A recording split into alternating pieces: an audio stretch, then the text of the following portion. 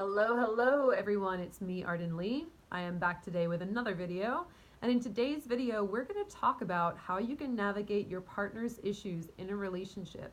And at what point do you know if the relationship is salvageable or if that person just doesn't want to transform and it's best for you to move on. So before I get into that, of course, if you are not yet familiar with me or my work, my name is Arden Lee. I am the creator of the Repatterning Project, which is an 8-week course that we do online where we hack our beliefs and reframe our mindsets in order to remove the obstacles that are on our path in front of us in our way to reaching our success, fulfillment, happiness, and abundance. So if that sounds like something you're interested in, go ahead and check out the description box where I have a link to a free PDF guide about the Repatterning Project so you can learn all about what it is that we do and how we do it. And there's also a link to the Repatterning Parlor, which is a free Facebook group that I moderate for people who want to come together and explore these issues and give each other support on their journeys. So go ahead and look into that. Just answer those 3 question prompts that come up when you join, and let me know how you found me. I would love to see you there. All right, so let's talk about at what point do you know whether a relationship is worth salvaging or whether you want to just walk away from it entirely. So the person who asked this question, I've been making a couple of videos in the last week or so that are actually formulated around the questions that the members of my group, the Repatterning Parlor, have been asking. And this person said that they wanted help in understanding how to navigate their partner's issues in a relationship and how to know whether a relationship has the potential to transform into something healthy. So the biggest clue that I notice when I'm looking at relationships, and so this also goes for friendships, and it can I would say it can go for our work relationships as well, but often we don't have as much power in our work relationships unless we are employing someone. If we're if we're just looking for if we're looking for our situation with our employers or our colleagues to work out, sometimes we can do our best to work on those, but ultimately, we have a little bit less power in how we navigate because we don't have the power necessarily to tell our boss or our same level colleagues how to do their jobs. If you're working with someone who's an employee, that might be a little different. But for the most part, we're going to concentrate on relationships, romantic relationships, and on friendships. And how do you know when that relationship has the potential to become healthier, or when you just want to walk away from it? So the biggest key at the end of the day, the biggest key to understanding this is seeing the overarching pattern, right? If someone is constantly having their issues come up and they're constantly apologizing or saying that they're going to change and saying they're going to do something about it, but they never do, then that's an indicator that they're not really serious about making that change and that they just want to smooth things out and cover anything up in the moment and get things back to where you're not angry at them again. But they're not actually doing the work on themselves to really make sure that they're avoiding those situations in the future. So, there's plenty of times when working on our issues can be a struggle. There's plenty of times when we're not going to heal overnight. We're not going to have all of our triggers instantly healed in one Reiki session. There's going to be layers and layers to our healing. There's going to be, outer layers that we're going to heal. And then the next layer of healing comes up, and then the next and the next and the next. All of our traumas didn't happen in one go, so all of our healing is not going to happen in one go either. We're going to keep uncovering more and more and more. The things that you want to look for in relationships like this are, first of all, are things changing? Are things moving? Do you sense an energy of change? Do you sense that there is improvement happening? If one mistake happens, say, a month or two ago, does that same mistake keep cropping up and happening again? Or are you having more and more better quality problems in your relationships? Are you able to start honing in on getting closer and closer to those core issues? Do you notice movement? Are things stagnant or are they moving, right? There's pain that can happen from our growth, from our healing process, because it's not easy and stuff has to come up for us to be able to deal with it. But how do you tell that kind of pain from the pain of being stuck in a situation that's bad for you?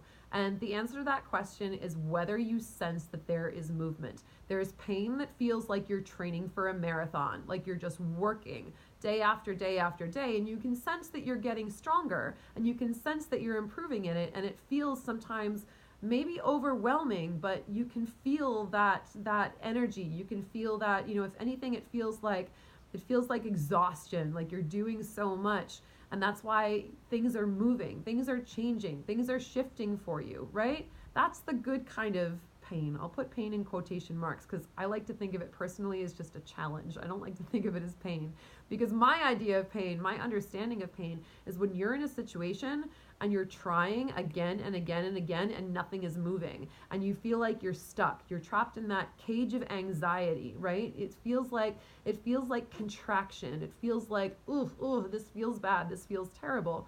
As opposed to the pain of expansion, which feels exhilarating and sometimes overwhelming, and sometimes it feels like you don't know how you're going to be able to handle your next steps, or you're not sure what's going to come next, and you feel like you're on uncertain ground. But there's a qualitative difference to that. There's that it's at the end of the day, I really come back to this word exhilaration, because it feels like you're out of breath. It feels like you're a little disoriented, and you have to just kind of trust that your path is moving forward and just take things step by step by step, as opposed to the pain of contraction, the pain of feeling like you're enclosed in a space that you can't get out of, feeling like you're afraid to move, for example. Anything that you do is going to trigger someone. Anything that, any way that you move feels painful, right? It's about this quality of movement.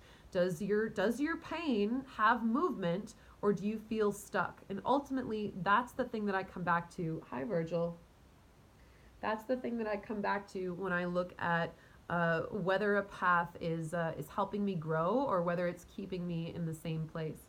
Virgil bit my finger earlier today because I had to give him a pill, but we made up for it, right? Did we make up? Did we make friends again? That's because we have a good relationship. Even if, sometimes you bite me because I trigger you, because I have to give you a pill, we move through it, right? And we move forward. So now we're making up again. And actually, this is the first time that Virgil's ever bitten me in that kind of a manner. So, so I let that slide as a mistake. But if he was biting me all the time, and he kept promising to change, and every week he's biting my finger again, it was like, then that would be a problem. So, so essentially, that's that quality that you're looking for. And what I want to warn you about, is if your partner is having an issue in a relationship that they're promising to navigate, but then every time they try to make forward movement on it, they either self-sabotage or they come up with an excuse. Like, let's say your partner finally says, okay, I understand that I have issues in this relationship, and they're hurting you, they're hurting me, they're hurting the relationship, so I'm going to go see a therapist. And then you're like, great, they're going to go see a therapist. And then after their second appointment with a therapist, they're like, that therapist was stupid. I'm smarter than that therapist. I don't need this, so whatever. Then that's a sign that they are self-sabotaging. I had a friendship with someone where, I really took for, I took her her complaints about her anxiety and depression at face value, and I assumed that when she was talking to me about them that she wanted to change them and she wanted to fix them. So I was like, okay, great, let's hey, I wish someone had done that for me when I was your age. So here, let me teach you some meditation techniques. Let me bring you to some classes where you're going to get support, where you're going to get help. And unfortunately, what I didn't understand was that, her pain and anxiety was a coping mechanism to help her, receive more caretaking ultimately, and help her to feel loved. At some point in her life, she must have had an instance where she associated, needing caretaking or being hurt with receiving love, receiving caretaking. So actually what I was doing when I thought I was helping her, it was actually threatening her coping mechanism. And every time she, she tried to go down that path, she would end up sabotaging it, and ultimately, pushed me away because it wasn't what she wanted. And my friendship with her, in my interpretation, was very confronting to her for that matter, because sometimes people don't really want a solution, and when you put a solution in front of them, then they have to acknowledge to themselves that they're actually making a choice not to solve the problem, and that would destroy their worldview. So if you're constantly trying to help your partner and trying to solve the problems, and every solution that comes up is something that they're balking at, or something that they're making an excuse for why they can't do it, or or why, well, that program's too expensive, or that therapist doesn't know what they're talking about, or well, I tried that already when I was in 5th grade and that didn't work, or whatever, then in that case, you're looking at someone who's just making overall excuses. So what you want to know is are they working on it? Is there progress? Is there movement? And if you've been at this for a few months and you don't see anything moving, then the kind thing to do is to stop enabling them and to back away and say, hey, listen, maybe at some point in the future we can give this another shot, but right now your issues are sabotaging the relationship, and so you need to go and work on that. And I'll also put as a little kind of like, a little kind of PS to that. I'll also say that if you're attracting someone who keeps having those kind of issues, it may be an opportunity for you to also look at where you're not looking at your own shadow. And maybe your own shadow is the fact that you are enabling them. Maybe your own shadow is the fact that you're putting up with being treated in a way that you find less than acceptable, and yet you keep forgiving them, or you keep going back, or you keep hoping that the relationship will be salvageable. And maybe that says something about your beliefs about what kind of a relationship is possible for you. Because if you truly believed that you could be with someone where, sure, every relationship is going to have issues come up once in a while, but but if you're not solving them and working through them and communicating with with each other in order to create a relationship that is healthy for the both of you, then maybe that really says something about what you believe in your own relationships is possible. And it might be time to take that and sort of go inward and start to look at your own beliefs and start to be intentional about the kind of relationships that you want to create in your life. Because I can tell you that when I was in that stuck place, and when I was forever, believing my partners when they would, drop those crumbs and say like, oh yeah, I think things are getting better, I think I'm gonna do this, or I went to my therapist today, or whatever, but overall, over the course of all that time, nothing changes. I can tell you right now that my beliefs about what was possible in relationship were quite limited, to say the least.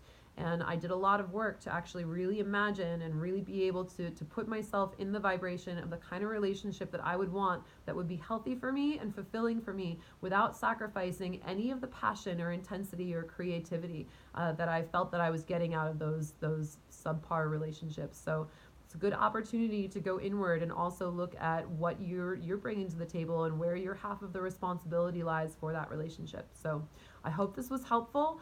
And I hope, let me know how this talk landed, and I will see you in the next video.